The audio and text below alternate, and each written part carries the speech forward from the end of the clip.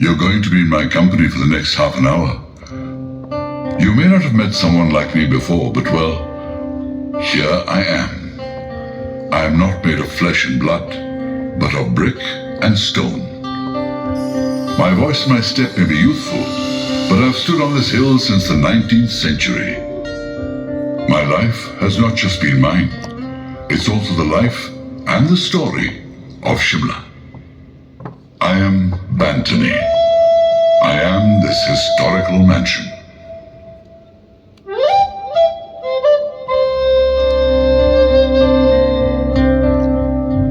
There was a time when I wasn't here. There was no town. There were no big buildings.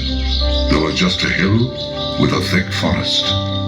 But that hill and the forest were full of life, with birds and animals.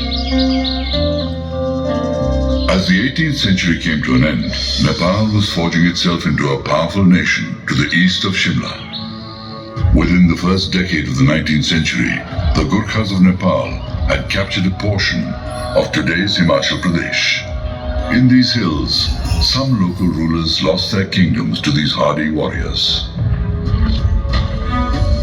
What should we do, my king? Even if a stone hurts their feet, they will go on till it is ground to powder. The British have entered India. Their East India Company is very powerful and has a huge army. Let us ask them for help. Help them? Whatever for? The directors of the East India Company do not pay us to help people. We are here to make money for the company's shareholders, and not to help someone in those distant hills.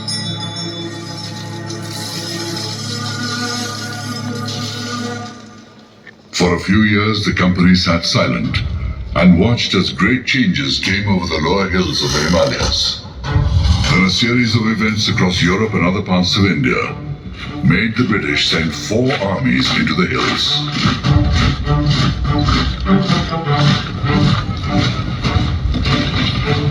The areas around Shimla witnessed pitched battles and several skirmishes. The hill rulers and the British were victorious. In 1815-16, the Gurkha Wars came to an end. Within a couple of years, officers from the East India Company's army began exploring these hills. What a delightful place. Look north and you see the magnificent snow-covered mountains. All around are thick forests, grassy glades, and streams of clear water. Why not build a house here, sir? You can discharge your duties better from these hills compared to Sabatu, which is so awfully hot in summer. Splendid idea! We shall build a house on that wooded rise. What say? Yes, sir. Some decades before I appeared in 1822, Captain Charles Pratt Kennedy constructed the first permanent house in what was to become the town of Shimla. One happy guest at Kennedy House in 1831 was the French botanist Victor Chacon.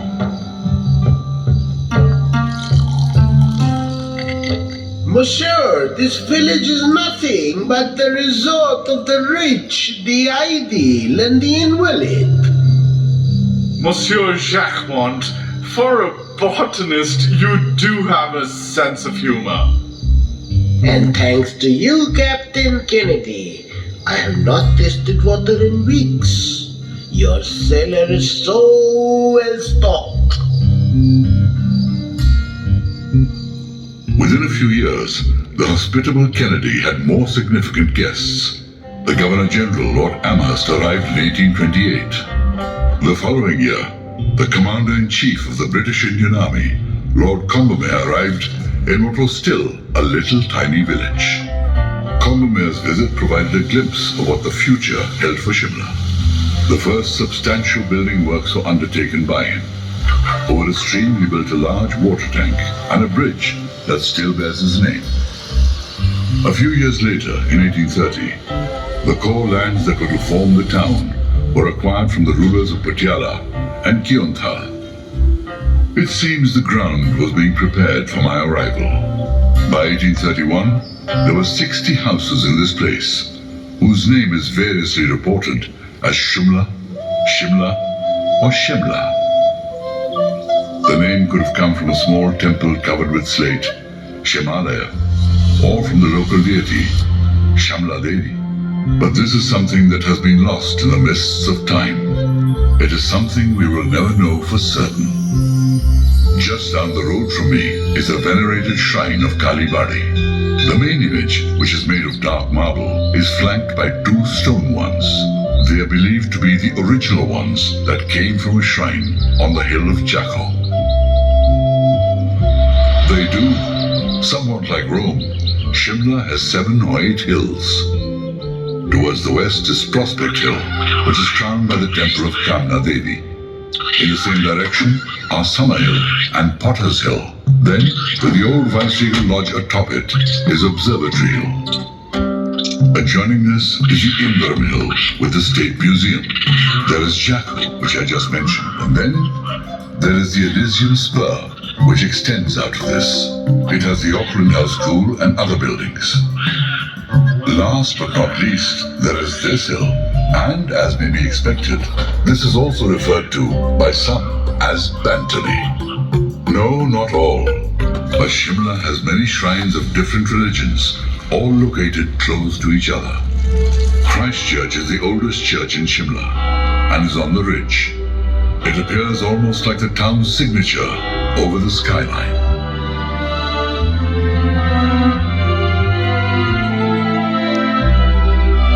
Just above the hill from here, on the site of today's Grand Hotel, Bentinck Castle was built in 1829 to accommodate the British Governor-General, William Bentinck.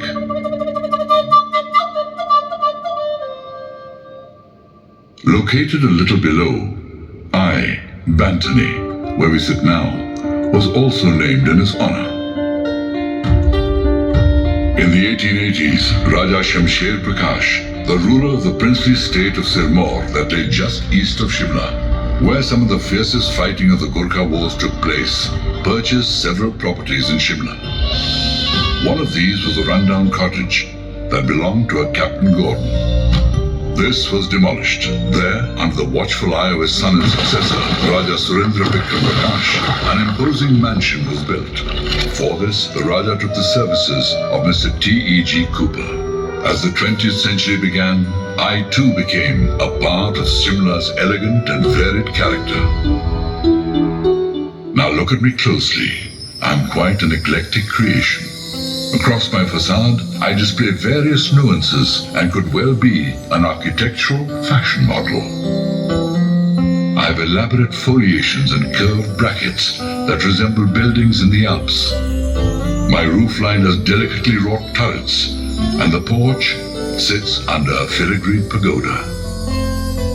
I am one of Shimla's grandest houses. Someone even gave me and my builders a delicate compliment by calling this style Sirmauri Baroque. As the years moved on and I aged, there were numerous additions to my character. During the 2 World Wars, the ruler of Sirmaur allowed the colonial government to use me for housing the military.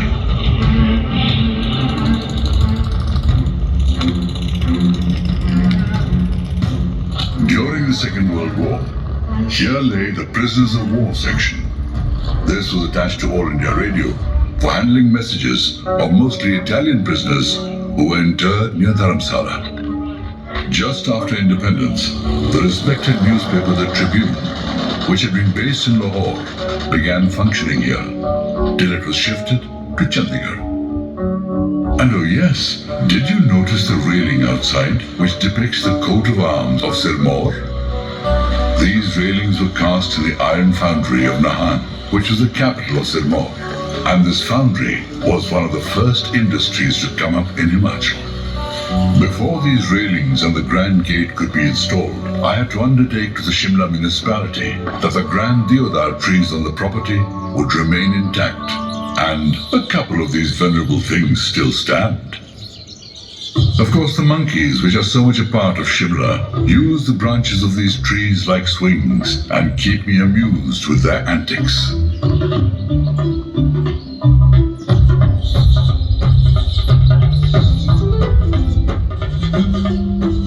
Just before India's independence, I was handed to the Maharaja of Darbhanga. In 1957-58, the Maharaja of Darbhanga, Sir Kamleshwar Singh, gave this property on rent to the Punjab government. In the initial days, many departments of the Punjab government and later the Himachal police stayed here for many years.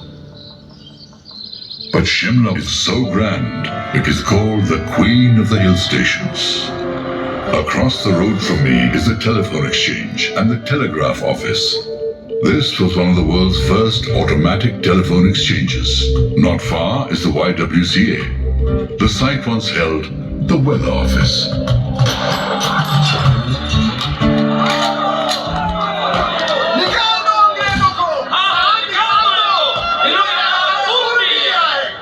The year 1857 dawned quietly across North India, but beneath the calm surface, a storm was raging. That storm would turn into the First War of Independence. It would strike at the very roots of the East India Company's bloody and ruthless rule across India.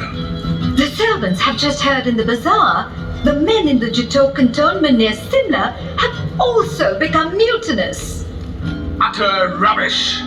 They will always remain true to their salt. They will not rise against us. The Shimla Bank, where many Europeans gathered, was located a stone's throw from here and now holds the Grand Hotel.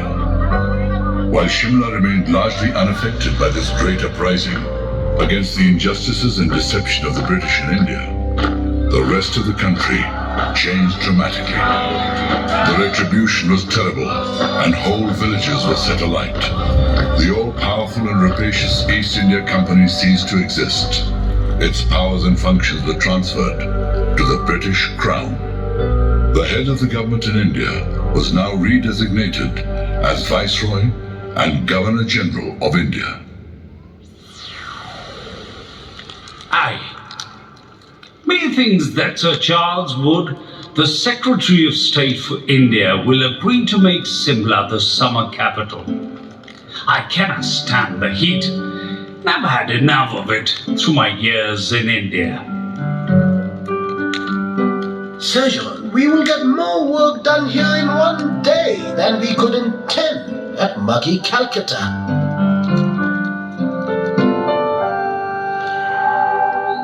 In the year 1864, under the viceroyalty of Sir John Lawrence, the town of Shimla officially became the summer capital of India. While this may have been called a summer capital, the government remained in the hills for most of the year. They went to distant Calcutta and later New Delhi only for the winter months. Here, in this overgrown village, the strings of power were gathered. A fifth of the human race was governed from the Viceroy's thundercloud office at Shimla. Father, is there a war going on? Where are all those men with elephants and horses going with those big boxes? Oh, that's just the government of India, carrying its files and papers between Calcutta and Shimla. Oh! You know what they say about the government of India when it doesn't want to take a decision? A noting on the file will say, discuss in Calcutta or discuss in Shimla. And years would pass like that. Acha! And by that time, it is time for that official to retire or go back to England.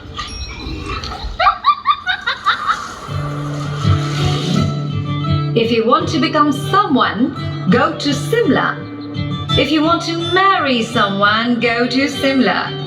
This is the grandest outpost of the British Empire, and never ever pass up an invitation to Viceregal Lodge. To Shimla flocked dashing young men out to seek their fortunes. Here came the grass widows, who were married ladies seeking to escape the heat of the plains, and their husbands.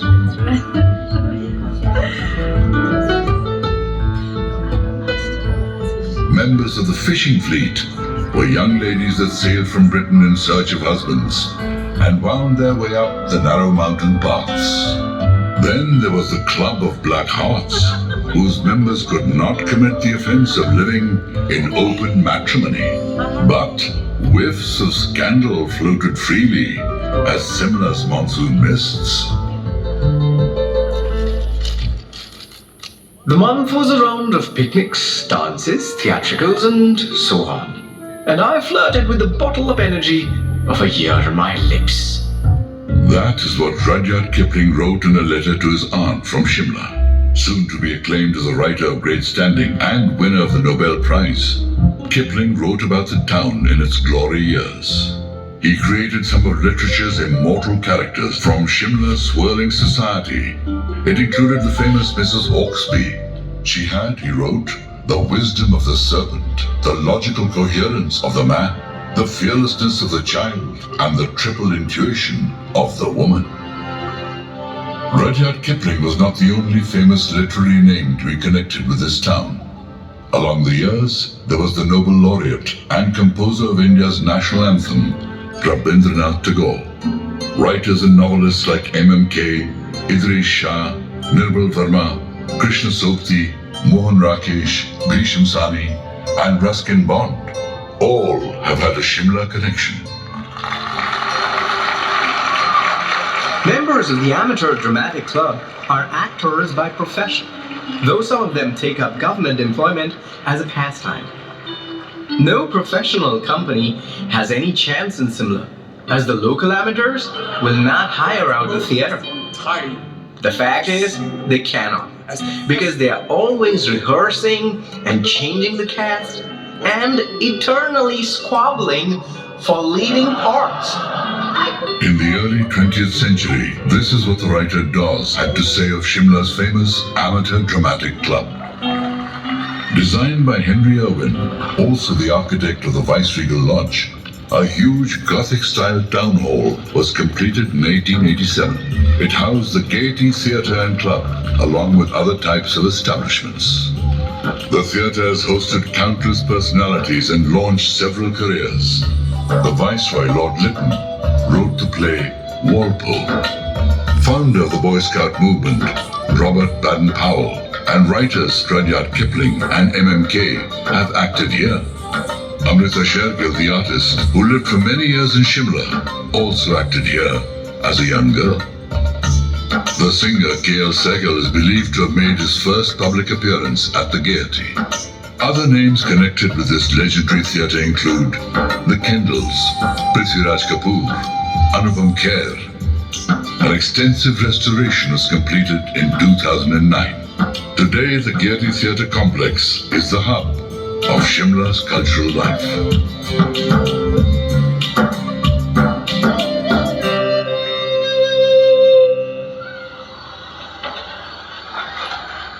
In the closing years of the 19th century, the world was changing rapidly. The impact of the first industrial revolution was reaching far corners of the globe. A big part of this change was the impact of the steam railways. How many more surveys do we have to make? Oh God, how long will building this rail link from Calcutta to Shimla take? Carry on. We're getting stuck with the tunnels and on some alignments. Sahib, we are told of someone who can help in this. He is a man named Bhalku. And he also worked on the Great Hindustan-Tibet Road when that was being built in the 1850s. Okay, let's have a word with him and see what happens. Very well, Mr. Harrington. Sir, the rich and powerful were not the only ones to shape Shimla. Thousands of laborers worked on building the Kalka-Shimla railway line. Based on an oral tradition, Bhalku would have been quite old when the construction of the railway began. He is said to have marched with a tall staff ahead of H.S. Harrington, chief engineer and agent of the railway, indicating the line that the track should take. According to local law, this trace was revealed to him by the Devta, the deity of his village.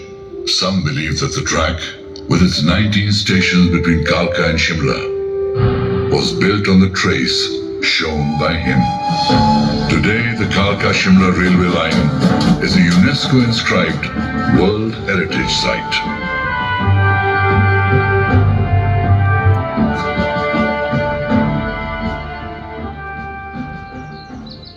It is all very well that the railway is being built, but we have matters of greater concern before us. After all, empire cannot be run like a tea party. This is such a perfect summer day at Annandale. Surrounded as we are with these magnificent deodar trees in this delightful glade, and to be seated in the same pavilion as the Viceroy Lord Curzon. Don't you think so, Mr. Young Husband? Absolutely. This is the really magnificent business I come for. While admiring a gymkhana at the glade of Annandale, the Viceroy, Lord Curzon, and Francis' young husband planned an invasion of Tibet in 1904. Some years before this, another event had quietly taken place at Annandale. Alan Octavian Hume is believed to have been at a picnic there when he thought of creating an organization that he hoped would bring the British and Indians closer. The organization was the Congress, but it went in a different direction and became the spearhead of India's freedom struggle. And a little sidelight. The Durand football tournament, which is played to the present day, began at Annandale. The Durand Line, which separates India and Afghanistan, came into existence here at Shimla. Promises by Britain to give greater representation to Indians in the running of their own country were repeatedly broken. General Dyer, the man responsible for butchering thousands in Jallianwala Bagh, had lived in Shimla for some time. Now, in and around Shimla, the cry for freedom began resounding in the hills.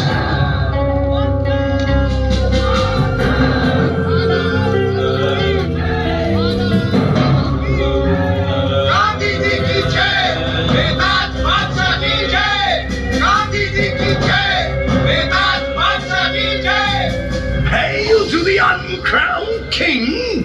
What rubbish! Does this ragtag lot expect to remove the world's most powerful empire?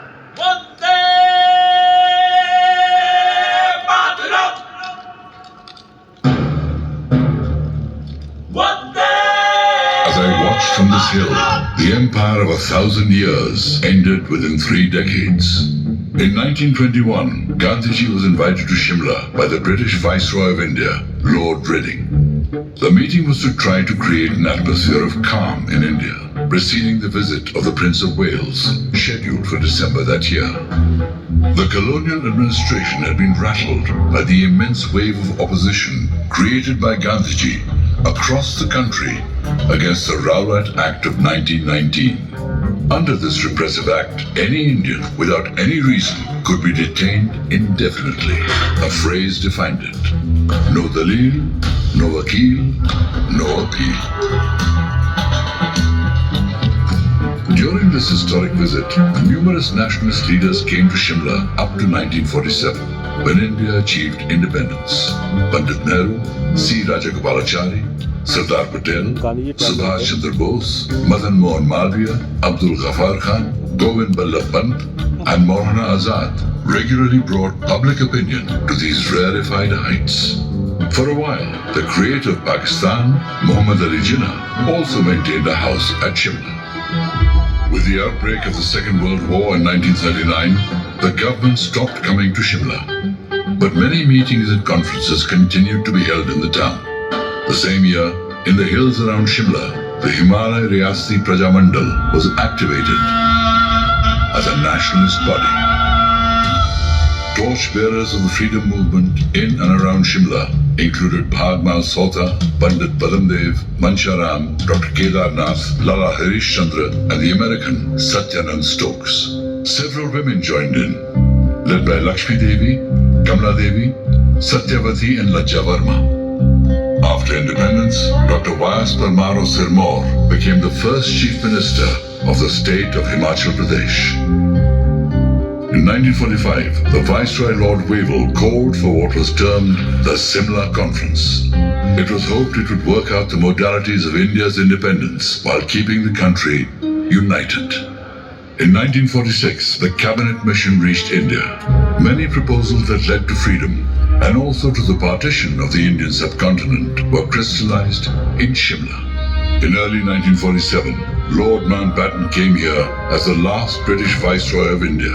During his time, with sessions conducted at the United Services Club, the Boundary Commission, headed by Sir Cyril Radcliffe, partitioned the country and created the state of Pakistan.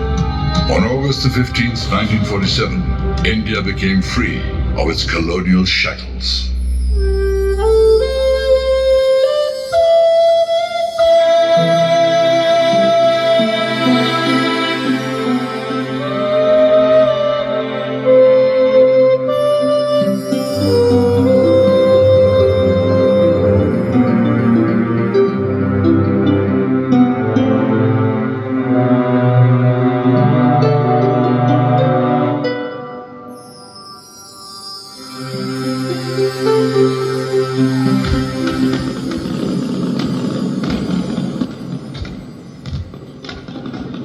The years went by quickly, and on November 1st, 1966, Shimla left Punjab and became the capital of Himachal Pradesh. The following year, the Shimla Agreement of 1972 between India and Pakistan was signed at Barnes Court, which is today Raj Bhavan. Vis Unita Fortior, in unity there is strength.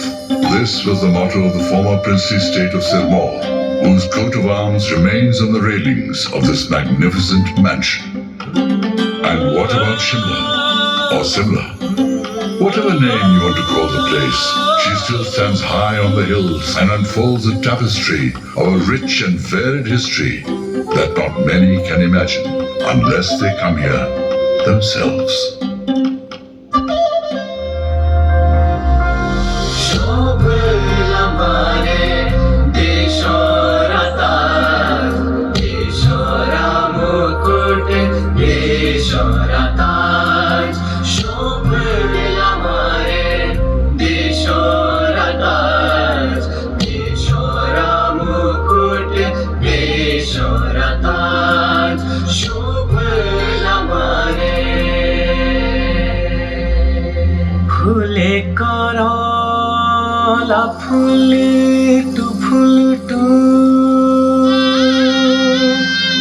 फूल पाठिया पड़ाशा फूले करला फूले to fool Pathiya पड़ाशा बागा मूल का हिमाचल तेरी